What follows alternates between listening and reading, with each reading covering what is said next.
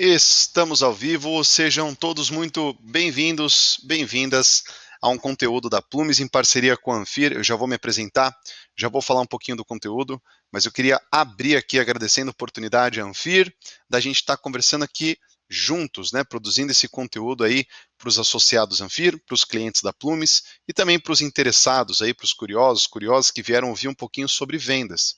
E pessoal, hoje a gente não vai falar de prospecção, a gente não vai falar de marketing, a gente não vai falar muito de gestão comercial também. A gente vai falar sobre condução de oportunidades, que é a venda mão na massa mesmo, que é a taxa de conversão, transformar mais oportunidades de venda, de fato, em um pedido, um fechamento, um contrato assinado. É sobre isso que a gente vai conversar.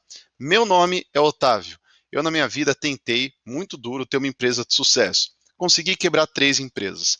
Na quarta, eu conheci a Plumes, onde a gente conseguiu finalmente um crescimento bacana, que eu já sou, que eu, com orgulho declaro que tivemos sucesso aqui na empresa e conseguimos um crescimento legal. Só que eu não vim falar aqui baseado na minha experiência, pessoal. Não me considero um guru de vendas, eu acho que muitos de vocês devem ter mais experiência do que eu. Eu aposto que tem vendedores e vendedoras brilhantes aqui que já devem ter realizado até mais vendas do que eu. Então, o conhecimento que eu vou trazer para vocês, ele é um conhecimento também baseado no que a gente tem disponível no mercado. Obras fantásticas de autores que a gente vai citar, como Como Fazer Amigos e Influenciar Pessoas, Challenger Sales, outras obras que a gente vai abordar como Spin, que você vai ver aqui ao longo da apresentação. Então eu pego esse conteúdo todo, eu coloco a minha perspectiva dentro do conteúdo, porque ninguém resume uma obra de um autor, na minha opinião. A gente pode interpretá-la e dar a nossa visão. E é isso que eu vou fazer aqui hoje para vocês. E eu espero sinceramente que de alguma forma isso te ajude, vendedor, a performar mais de alguma forma. Líder de vendas, espero que esse conteúdo seja um conteúdo que você mande para o seu time, porque de alguma forma ele pode ajudá-lo aí a aumentar a taxa de conversão desses profissionais, tudo bem?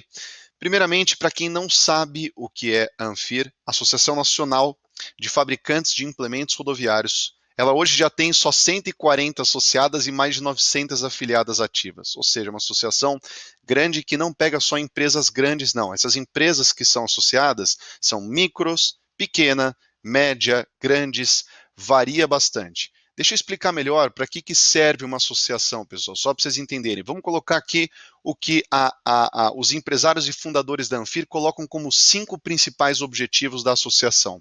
Primeiro, cuidar dos interesses coletivos das associadas, logicamente. Segundo, assessorar as associadas em seus problemas técnicos, problemas jurídicos. Terceiro, ampliar a representatividade e prestígio dessa associação. Quarto, crescer, colocar mais associados, né? Manter as associadas contentes e dentro de casa. E quinto, desenvolver temas e ações de real interesse das associadas. Então, se você acha que a associação é só para fazer networking, conhecer algumas pessoas, você está um pouquinho desatualizado, vale muito a pena você correr atrás e entender um pouco melhor sobre a Anfir, se você tem qualquer relação com o segmento de transporte de cargas, tudo bem? Anfir, um abraço e muitíssimo obrigado pela oportunidade de estarmos juntos aqui com vocês hoje. A Plumes, do outro lado, é uma empresa de automação comercial. A gente vende um sistema de vendas para áreas de vendas. Então, pessoal, a gente conversa com muito diretor comercial. Toda hora eu pego visões diferentes, pessoas espetaculares que trazem visões diferentes para mim. E eu acabo aprendendo muito, por isso que eu gosto muito do meu trabalho. Eu aprendo bastante e depois gosto de reproduzir esse conhecimento que eu vou consolidando de uma forma didática, de uma forma clara, que é o que eu vou tentar fazer hoje aqui para vocês, com os melhores ensinamentos que eu posso trazer a respeito de vendas consultivas, barra taxa de conversão, barra persuasão, tá certo? Exercer influência sobre as pessoas, a gente vai abordar isso tudo. Então, vamos para o conteúdo, chega de enrolação, vamos começar aqui já a falar da condução de oportunidades. Você provavelmente já ouviu falar de venda consultiva, todo mundo adora falar nisso, né? Mas você é um vendedor ou uma vendedora consultiva? Responde assim, sincero. Se hesitou um pouquinho para dizer que sim, é normal, né? Quando alguém coloca uma pressão assim ou pergunta alguma coisa assim, a gente geralmente recua e não quer falar que sim. Provavelmente vocês são. Provavelmente vocês já usam algumas técnicas que eu vou falar aqui que talvez vocês nem reparem. Mas hoje eu quero hackear esse negócio. Eu quero quebrar o conceito do consultivo e eu quero explicar para vocês o que eu acredito que a gente possa fazer para ser o mais consultivo possível. De onde vem esse termo consultivo? Não é uma consultoria? Pessoal, quando que uma consultoria acontece? Não é quando a gente não sabe resolver alguma coisa, a gente não tem o know-how e a gente chama alguém que entende muito do assunto para ajudar a gente na resolução. Isso não é uma consultoria. Vendas consultivas tem tudo a ver com isso. Vendas consultivas refere-se ao fato de sermos os consultores para o nosso cliente. Vamos ver alguns termos que estão na primeira página do Google. Então, a bolinha aqui vai ficar diminuindo e aumentando para vocês conseguirem ver o slide todo. Primeiro link lá do Google que eu encontrei. Ser consultivo é fazer o cliente deixar você se tornar um forte influenciador em sua decisão. Muito bem, vamos para outro aqui. Ser consultivo é ser mais consultor e menos vendedor. Bem interessante também. Ser consultivo é indiretamente decidir pelo seu cliente. Ser consultivo é entender, diagnosticar e propor uma resolução para o problema de cada cliente. Essa aqui é bem legal também. Agora, independente da forma que vocês preferem descrever, todas se separam que estão girando em torno das mesmas coisas? Ou não é tão claro isso para você? Deixa eu esclarecer. Elas sempre giram em torno de 2 pontos na minha visão. Uma venda consultiva acontece quando o cliente enxerga que você entende mais do problema e da solução que ele mesmo. Tem mais uma coisa, o cliente sabe que você está sendo sincero. Para mim, se você consegue cumprir esses dois, parabéns, você consegue fechar uma venda consultiva. Vamos mudar essa primeira frase para o cliente te enxerga como um especialista. Praticamente a mesma coisa. A segunda, o cliente sabe que você está sendo sincero. Vamos dar uma adaptada também para o cliente confia em você. Posso provar para vocês que isso é verdade? Que esses dois pontos são premissas necessárias e suficientes para uma venda consultiva acontecer? Quando você está com um problema, como por exemplo uma dor de barriga, você procura um médico. Você chega para ele vai te fazer algumas perguntas, certo? Pô, o que você está sentindo? O que você comeu? Onde é que dói? Se eu apertar aqui, dói? Não dói? Como é que é? Ele vai te fazer algumas perguntas assim, e você, logicamente, vai falar a verdade para ele, tudo o que está acontecendo, ele vai te explicar o que está acontecendo com você, ele vai escrever uma receita, te dar um papel e vai falar assim, você tem que tomar esse remédio. Você já viu alguém sair do médico, olhar para a receita e falar assim, doutor, obrigado, mas vou pensar se eu vou aderir à sua sugestão, viu? Mas eu agradeço muito. Pessoal, ninguém faz isso, né? Você pode falar, eu já fiz, tudo bem. Talvez alguns de vocês já tiveram alguma situação que vocês não concordaram com o diagnóstico, tem um lado polêmico da medicina. Vamos focar no arroz com feijão aqui, né? A maioria das vezes você pega a receita e você fala, bom, lógico que eu vou seguir o que está escrito aqui. Sabe por quê que você vai seguir o que está escrito ali? Por 2 motivos. Porque o vendedor, que no caso foi o médico, ele, é um especialista e você sabe disso, e 2, você confia nele. Você sabe que ele está sendo sincero, genuíno. A taxa de conversão de um médico é altíssima. Aí você fala, não, mas o médico não é vendedor. Eu sei que um médico não é vendedor. Eu só estou fazendo aqui uma analogia. Eu estou usando o médico como um exemplo de um vendedor que tem uma taxa de conversão altíssima. Embora ele não seja vendedor, ele representa muito bem a teoria da venda consultiva. Bom,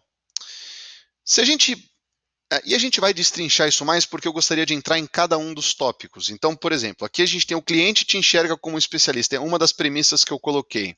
Beleza, mas como afinal a gente pode fazer o cliente nos enxergar como um especialista? Como é que eu faço isso se concretizar? Eu vou explicar para vocês de uma forma bem prática, bem didática. Vamos ficar pequenininho de novo. Esses 2 caras simplesmente pegaram milhares de vendedores, analisaram esses vendedores por muitos anos, e eles falaram, existem 5 tipos de vendedor. Eles deram essa certeza. É tudo estatisticamente embasado. Eu estou falando do livro das vendas desafiadoras, né? Do Challenger Sale em inglês. E aí, pessoal, por que eles colocarem 5 perfis? Até aí é só interessante, né? Curioso. Mas olha só, eles colocarem 5 perfis para nós tentarmos, para a gente entender quem que é o perfil de vendedor que mais performa no mundo, para tentarmos reproduzir essas técnicas que ele tem. O nome desse perfil de vendedor que mais performa no mundo, e isso é estatisticamente comprovado, é o vendedor desafiador, que é o que deu aqui o nome do livro deles, que é o Challenger. Tá bom, vamos entender melhor o que é o vendedor desafiador. Para explicar para vocês, pessoal, porque esse nome, né, desafiador, é fácil das pessoas entenderem isso errado. Eu adoro dar exemplo prático para explicar as coisas. Olha essa história que eu vou contar para vocês agora. Tinha um cara que ele queria comprar uma cadeira. E aí ele saiu de loja em loja fazendo orçamento da cadeira. E aí teve uma loja que ele entrou, ele chegou no vendedor e falou assim: "Você tem a cadeira XPTO? Porque eu queria um orçamento, por favor." E o vendedor falou assim: "Eu tenho sim, senhor. E se você me permite, eu tenho uma dúvida. Para que você vai usar essa cadeira?" E o cara, né, porra, para que eu... Ninguém perguntou isso para mim até agora. Ele falou: "Vou trabalhar com a cadeira." E o vendedor falou: "Perfeito. O seu piso, ele é de que material?" O cara falou: "Pô, madeira." "E tem um tapete lá?" O cara falou: "Não, não tem um tapete." E o vendedor falou: "Perfeito. Olha, embora eu tenha a cadeira que o senhor pediu, eu acho que é importante eu te dizer algumas coisas. Se você vai trabalhar na cadeira, você vai ficar entre 8 e 10 horas por dia sentado nela. É muito importante você ter uma cadeira que te dê a altura reta dos joelhos, um apoio de braço para você manter os seus ombros apoiados e relaxados, e um apoio no lombar, porque isso pode gerar desgaste se ele não ficar bem apoiado. Outra coisa, o piso do senhor é de madeira. Uma rodinha de baixa aderência vai ficar sambando no chão. Isso vai atrapalhar o seu trabalho, porque ela vai ficar balançando muito fácil, e além disso pode riscar o seu chão, já que você não tem um tapete. Embora eu tenha o modelo que o senhor pediu, a gente pode olhar esse modelo, eu tenho alguns outros que talvez possam combinar um pouco mais com a sua necessidade." Pessoal, isso que esse vendedor acabou de fazer chama-se desafiar o cliente. Ele não teve que peitar o cliente, nem falar para o cliente: "Você está errado, você não entende de nada." Olha a forma que ele explicou. Vocês estão vendo alguma relação disso com o médico? O vendedor, nesse caso, pessoal, ele está sendo um especialista. Ele sabe mais do que o próprio consumidor sobre o problema e sobre a solução que ele precisa, sobre a cadeira que ele estava buscando. E esse é um exemplo fantástico de um vendedor desafiador. Quer ver um outro exemplo? O vendedor de mobília, esse também é muito legal. O cara, mesma coisa, o cara fazendo orçamento, uma empresa estava fazendo orçamentos de mobília, o comprador lá na rua, não sei o que, tinha que fechar as mobílias. Ele entrou numa loja e aí um vendedor falou assim: "Eu tenho as mobílias, tal, não sei o que. Me tira uma dúvida, a sua empresa é do quê?" Mesma coisa, o cara falou: "Pô, a empresa, por que o vendedor quer saber? Eu estou querendo comprar mesa e cadeira, o cara está me perguntando, a minha empresa é do quê?" "Bom, é de telemarketing." "Por quê?" Aí o vendedor: "Ah, então vocês ficam fazendo ligação?" "Perfeito." O vendedor olhou para ele e falou assim: "Então por que você está pegando uma mesa única no centro da sala na qual o vendedor vai ficar olhando um para o outro? Porque se eles falam no telefone não atrapalha a produtividade?" E o cara naquele momento esperava tudo menos isso, né? Ele falou: "Bom, o que você sugere?" O vendedor falou: "Qual é o tamanho da sala?" O cara falou: "Sei lá, 9 por 9, 15 por 15." Ele falou: "Se a gente quebrar essa mesa no meio, eu te vender dois móveis, eles ficam olhando para a parede. A parede, se a gente preenche com algumas plantas ou XPTO, diminui um pouco o eco da sala, aumentando a produtividade do pessoal. Então o ruído ele fica menor."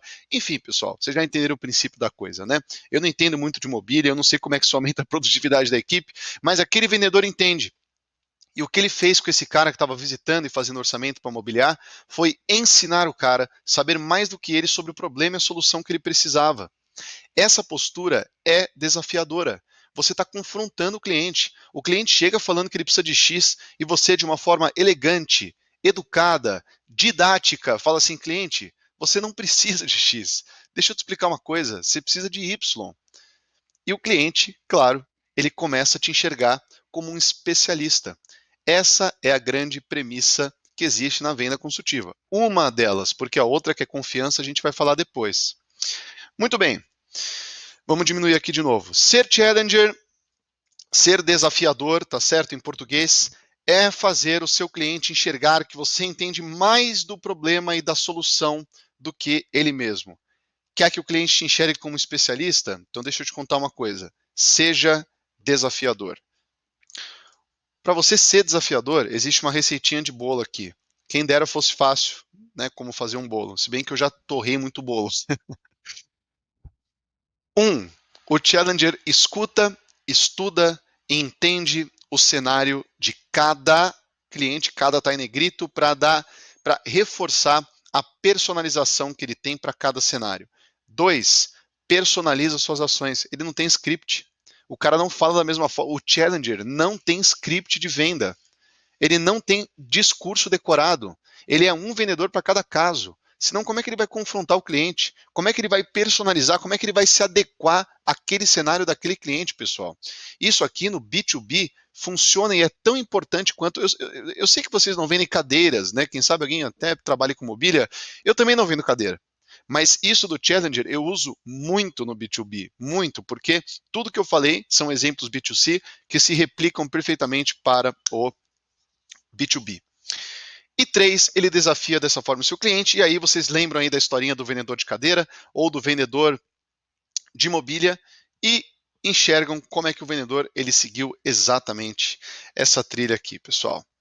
Muito bem, voltando aqui então, uma venda consultiva ocorre quando duas coisas acontecem. Coisa número 1, o cliente te enxerga como um especialista. Coisa número 2, o cliente confia em você. Eu realmente espero que tenha ficado claro para vocês como é que a gente vai se aproximar o máximo possível de um especialista para o cliente. Se você não é um especialista no que você vende, então para agora o que você está fazendo e comece a estudar. Você tem que entender muito bem dos produtos que você vende. Você tem que manjar mais do que o próprio cliente. Você tem que manjar tanto quanto a sua área de operação. Não precisa saber construir um implemento, não, né? Não é nesse nível. Mas você tem que entender tudo de implemento. Estou falando de implemento por conta dos associados da Anfir, mas pegue outras empresas ligadas a transportes ou enfim, eu não sei quantos segmentos core business diferentes a gente deve ter aqui nos acompanhando hoje. Adeque isso para o seu cenário. Você tem que manjar muito do seu cenário. Sabe por que eu sou tão apaixonado em falar sobre vendas? Sabe por que eu leio tanto? Sabe por que eu vou tanto atrás dessas informações, pessoal? Porque eu vendo vendas. Se eu vendesse cortina, eu seria muito bom em falar sobre cortina. Eu vendo vendas, eu tenho um software de vendas. Então, é claro que quanto mais eu estudar isso, quanto mais eu ganhar conhecimento nisso, quanto mais sólido for o meu conhecimento, melhor vai ser a minha performance em vendas, já que eu vou ser, na visão do cliente, um especialista, muito mais do que só um vendedor. A época que o vendedor ele era o potinho de informações já passou. As informações estão disponíveis no seu site, no seu Instagram, na rede social. Olha o marketing criando conteúdo. Olha esse conteúdo que vocês estão vendo agora, nesse momento que a gente está produzindo. Pessoal, o cliente não quer mais que o vendedor só replique informação. O cliente ele quer ser atendido de uma forma personalizada, de uma forma consultiva.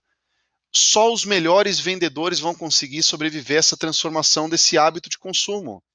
Nós temos que ser mais médicos, entre aspas, e menos vendedores. Ponto número 2. O cliente confia em você. Agora vamos falar sobre confiança.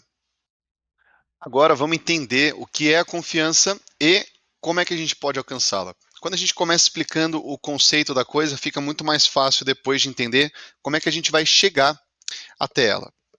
Essa parte aqui é muito interessante. Eu quero que vocês respondam para mim, pessoal. Olha a pergunta que está na tela aí. Quem é o melhor vendedor do mundo? Ou a melhor vendedora do mundo? Se vocês estão falando o nome de alguém, enfim, vocês estão errando, tá? O melhor vendedor do mundo, não é o médico também? O melhor vendedor do mundo, aqui eu estou me referindo de forma generalista a pessoas que indicam coisas para você. É o indicador. É quem fez uma indicação. Deixa eu explicar melhor. Sabe quando um amigo seu, ou seus filhos, ou seus irmãos, ou seus pais, não sei, seu parceiro, sua parceira, chega para você e fala assim: Pô, você tem que ver esse filme, é sensacional. Ou quando alguém fala assim: puta, eu comi naquele restaurante, nota 10, você tem que ir lá. Ou volta de uma cidade e fala assim: puta, eu amei a sua cara, você vai gostar muito de lá. Não dá muita vontade de ver esse filme? Não dá muita vontade de ir no restaurante? Não dá muita vontade de visitar a cidade? A taxa de conversão de uma indicação ela é enorme. Ela é muito grande. Se alguém chega para você e fala, você tem que ver esse filme, ele é a sua cara. Você chega em casa e fala, preciso ver, pô, que legal. E claro que muito provavelmente você vai aderir a esse conselho, pessoal. Ah, se veio de uma pessoa que você não confia tanto, ou que não tem proximidade, ou até, às vezes até que você não gosta, aí talvez você não vá aderir a esse conselho. Mas se não é o caso, provavelmente você vai. A taxa de conversão de indicações são altíssimas. Onde eu quero chegar com isso? Sabe por que essa taxa de conversão é tão alta? Porque nós temos a certeza de que a outra pessoa ela está sendo sincera. Em outras palavras, a gente tem a certeza de que a outra pessoa não está escondendo nada. A gente tem a certeza que a outra pessoa está agindo de forma genuína. Ela quer puramente o seu bem. Ela chegou para você e falou assim: esse restaurante é maravilhoso, achei sua cara, você vai adorar ir lá. Pessoal, se a gente tem a certeza de que a pessoa está sendo sincera, por que nós não iríamos? Ela quer o nosso bem. É uma recomendação genuína. A gente talvez até vá e não goste, a pessoa pode errar, ela não precisa acertar sempre, mas a taxa de conversão que ela tem com a indicação é muito alta. E esse aqui que vocês estão vendo na tela é o motivo. Já vou explicar como é que a gente traz isso para vendas. Agora, como alcançar a conversão? Porque, beleza, entendi que o meu irmão chega para mim e fala que o restaurante é bom, eu vou querer ir. Mas o que isso tem a ver com assinar o contrato do implemento, com fazer a venda do software que eu vendo, de fazer, enfim, eu não sei que segmento vocês são. O que isso tem a ver com a sua venda, vendedor consultivo? Vou contar uma história agora, porque, de novo, um exemplo prático legal aqui para explicar. Pessoal, eu chamo meu irmão carinhosamente de Cabeça. Na verdade, o nome dele é Gabriel. E ele comprou um Polo. Deixa eu aumentar um pouquinho aqui para vocês me verem melhor. Ele comprou um Polo e na época que ele comprou o Polo era um carro que tinha vendido muito. Era um carro, eu não lembro porquê, não é exatamente da minha época. E depois ele foi tentar vender esse Polo online. Só que vocês imaginam o que tinha de Polo vendendo? Era muito Polo. E aí, ele tentou anunciar, ele começou nos tradicionais, depois ele tentou outras redes, abaixou um pouquinho o preço do carro, ele fez uma média, ele tabelou, ele falou assim, vou ficar abaixo da média. E realmente saiu uma visita ou outra, né? Mas não fechava. E ele já estava abaixo da média. Então como é que vocês explicam isso? Pô, o cara está abaixo da média, não está fechando. A oferta estava muito grande, Paulo. E aí, um dia o cara chega para mim, essa história é verídica e tem print screen. O cara chega para mim, ele fala assim, dá uma olhada nesse... ele estava com um desses sites que não convém dizer o nome aberto lá de um monte de veículo. Ele falou assim, dá uma olhada nesse monte de Polo. Aí tinha um monte de Polo. Aí ele falou assim, você repara que todo mundo fica falando sobre as qualidades do carro? Eu falei, pô, né? O que ele esperava, né? Que fosse falar, contasse uma história bonita. Ele falou, pô, todo mundo fala sobre qualidade do carro. Olha aqui, aí ele começou a mudar os posts, pessoal. Tinha um monte de abinha aberta. Ele falou, direção hidráulica, freio, não sei o quê, porque troca automático, não sei o quê, travamento da porta. Ele mudava. Não sei o que parabólico, não sei o que do freio a disco, não sei o que do. E ele fez isso com umas 20 abas e falou assim: todo mundo já conhece o benefício do carro. Os outros já falaram dos benefícios do carro. Quem está buscando já entendeu quais são, né? Já entende que já tem o desejo de compra desse veículo. Eu vou escrever os problemas do meu carro. Aí eu falei, não é possível. Que problemas? Aí ele colocou lá assim, e tem print. O Polo, não sei o que, o ano, o modelo, né? Furo de cigarro no banco do passageiro, antena quebrada, amassado no porta-malas. Pessoal, em uma semana, ele teve muitas solicitações de visita e ele vendeu o carro na terceira visita que foram lá ver o carro dele. Deixa eu perguntar uma coisa para vocês. Por que vocês acham que ele teve um aumento muito grande na solicitação de visita? Um cara comprou o carro dele na terceira visita que teve, em menos de uma semana. Por que será que isso aconteceu? Que feito foi esse que ele conseguiu gerar? Olha o que ele falou. Sem querer, ele estava montando uma estratégia de vendas que eu usaria pelo resto da minha carreira, pelo resto da carreira, não cheguei no fim da carreira, né? Que eu usaria até hoje na minha carreira.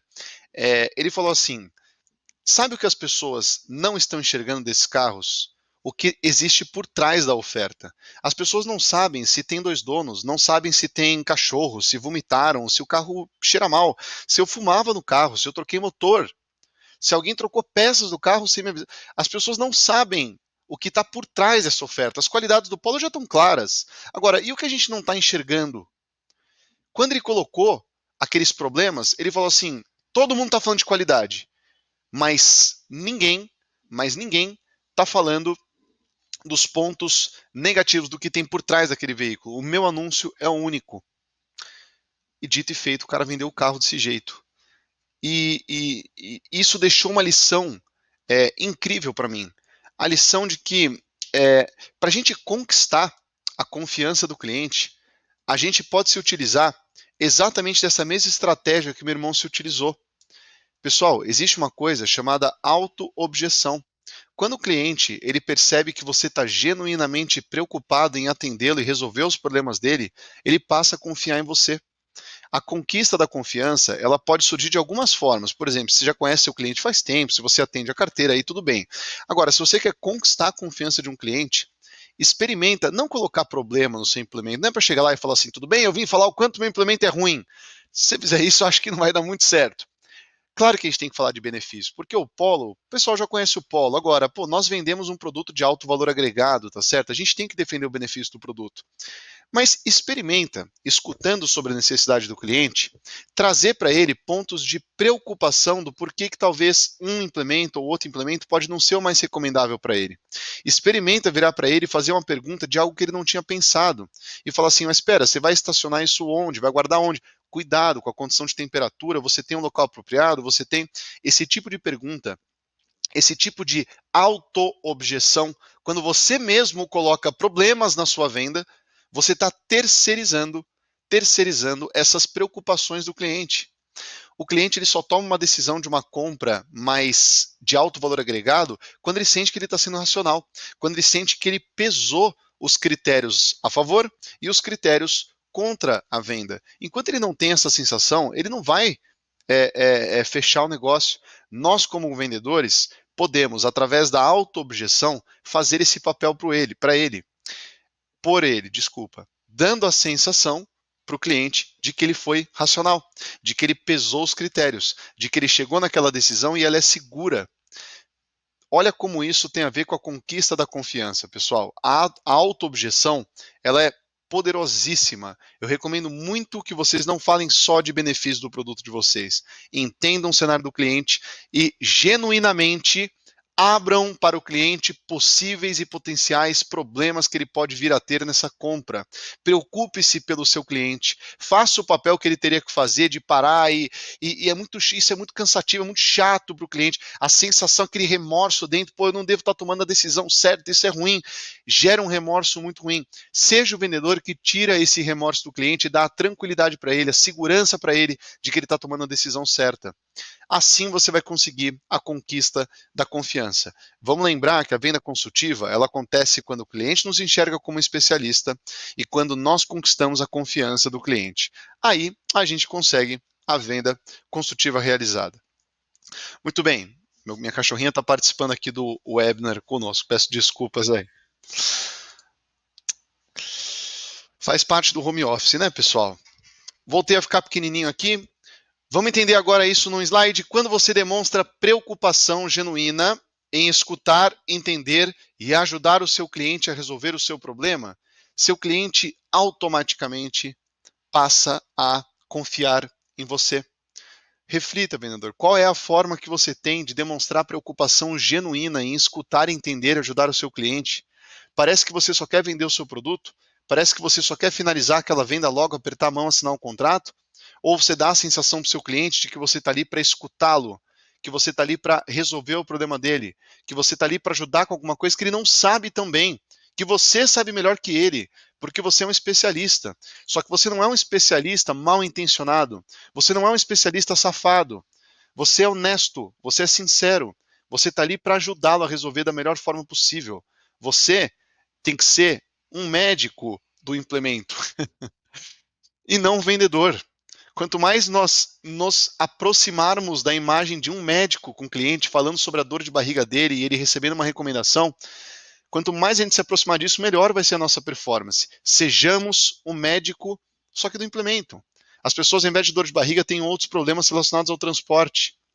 Tá certo? Esses problemas, você como especialista, diagnostica isso, explica de uma forma didática para o seu cliente o porquê. Coloque potenciais problemas que o cliente não está enxergando.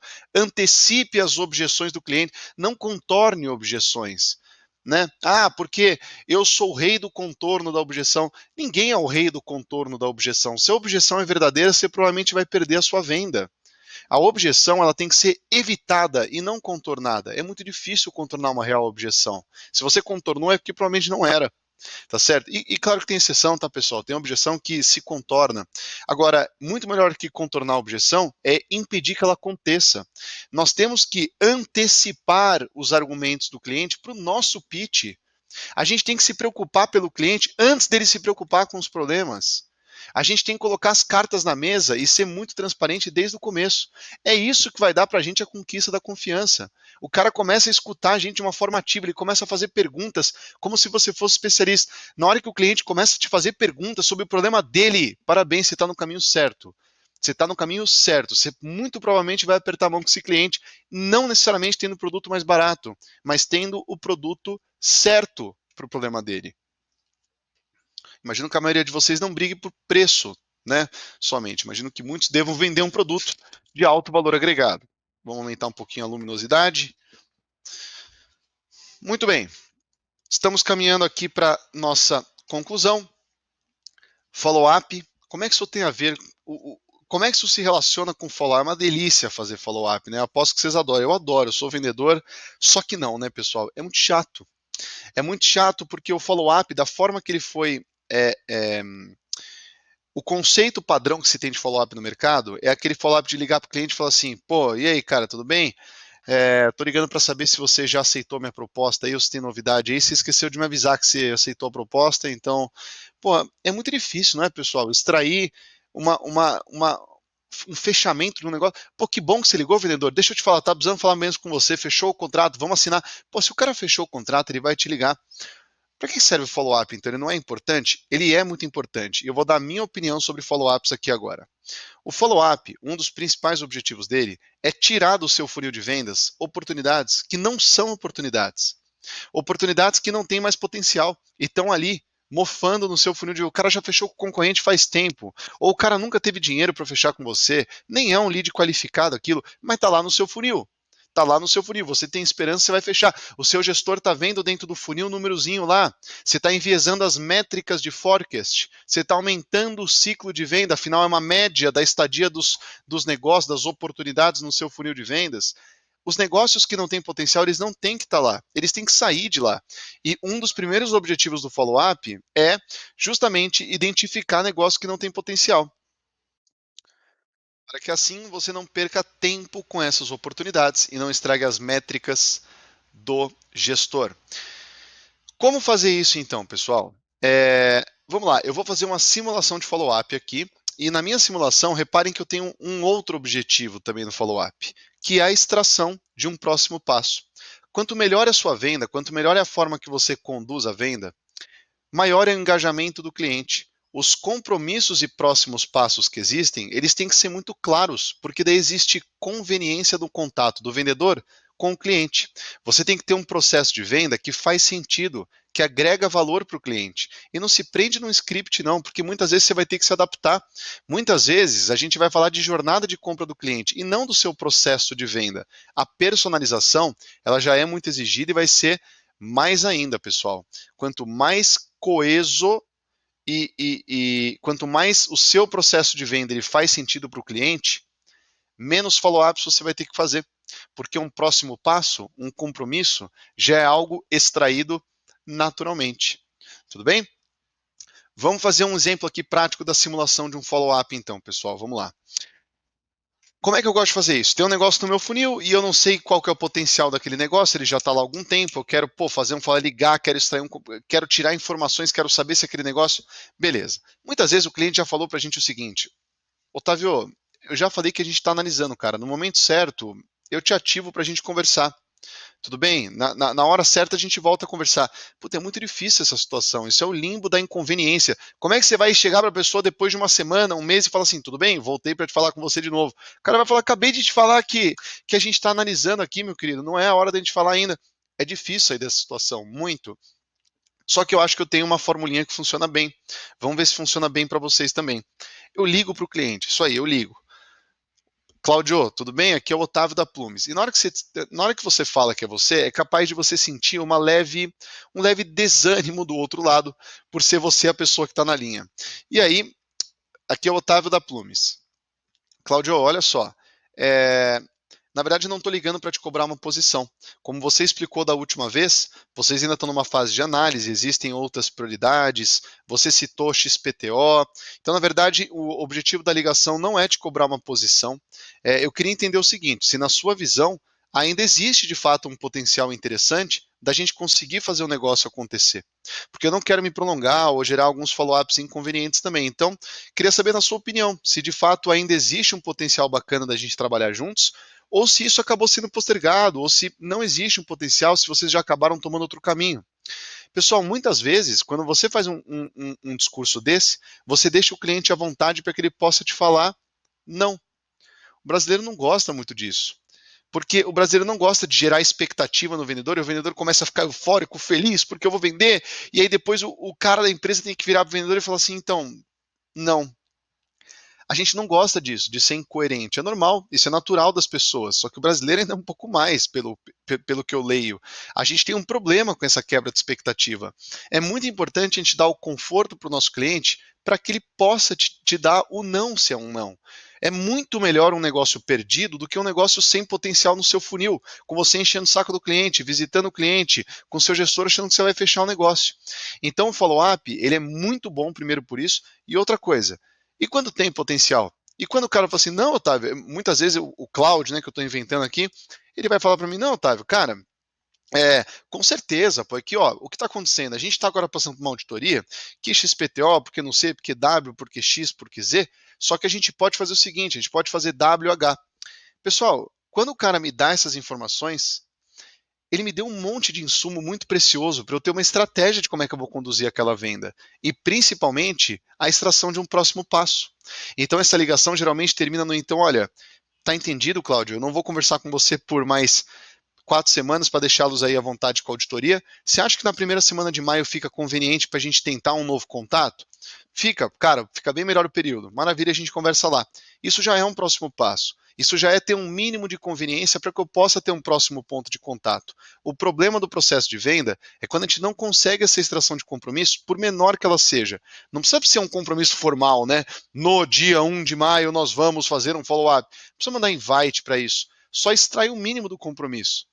Né, na mensagem de WhatsApp. Às vezes, quando você fala, tudo bem, cara, e aí na mensagem anterior ele falou, vamos conversar no tal dia, já tem um mínimo da conveniência para você abrir a porta. Nós temos que ser isso, a gente tem que ter conveniência em todos os pontos de contato que nós temos com o cliente. Eu não conheço o processo de venda de vocês, mas reflitam sobre como nós podemos levar conveniência para todos os pontos de contato que nós temos com o nosso cliente, extraindo sempre um compromisso que faça sentido para o cliente de um próximo passo. Nem que o próximo passo seja aguardar por um período de tempo, por qualquer motivo, e depois tentar uma reabertura. O follow-up não era para ser árduo. E o follow-up daquele de, pô, o gestor, né? Você ligou só para 50 e tem que pegar mais no telefone. Pessoal, quanto melhor é o seu processo de venda, menos follow-up você vai fazer.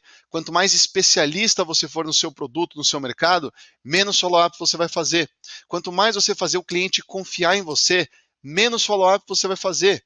Quanto mais você der o conforto para o cliente de dizer não, se for esse o caso, e dizer que não tem problema, porque no fim das contas a gente está ali para ajudá-lo.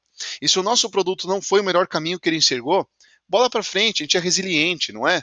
Pô, porque desculpa, se você fica muito triste, se você fica abalado, não consegue dormir, porque você perdeu uma venda, talvez vendas não seja para você. Resiliência é essencial. Já chorei porque eu perdi venda muito grande, né? Às vezes tem uma venda estratégica enorme, gera uma expectativa, não tem como. Agora, as perdas vivem com a gente. A taxa de conversão sempre vai existir.